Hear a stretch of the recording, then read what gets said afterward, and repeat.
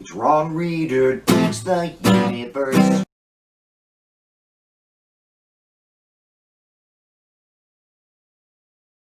I'm Ron Reader, and this is Ron Reader Digs the Universe, and tonight, the Hillbilly Brownshirt Insurrection, which was not surprising to me and lots of people, but shocking nonetheless. If you've been watching this show for the last year, or even, just kept up with current events, then you've probably been waiting for it. Like I have. I've been talking about the Second American Civil War turning from cold to hot, how the fascist movement is armed to the teeth, totally pissed off, and utterly emotionally ill-equipped to, deal with Trump losing. And here we are.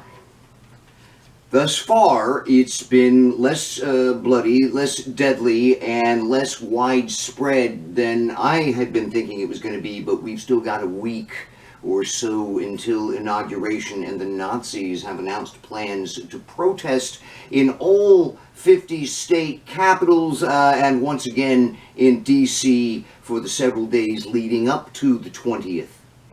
I think that the false hope for reversing the election slowed this whole thing down a little bit, but now that hope is gone, and the assault on Capitol Hill has energized all of these fuckers. This could become unimaginably horrifying really fast.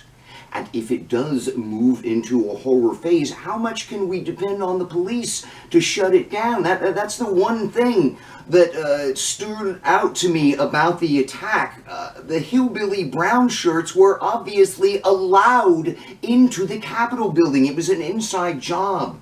And that means that the U.S. Capitol Police has a treason problem, and it is reasonable to ask if other police forces also have a treason problem. Is there a blue fifth column among us?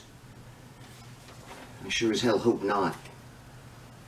The other thing about the attack that really stood out to me was how the entire event, all the lies and bullshit inspiring it all, the thugs running wild fucking shit up, chasing black cops around the Capitol building, the white supremacy without apology, all the beating the fuck out of people, the rage, the hate, really, it's all just plain old conservatism. Nothing different about it. No, really. We're watching now a lot of conservatives try to distance themselves from the insurrection, but they're all sympathetic.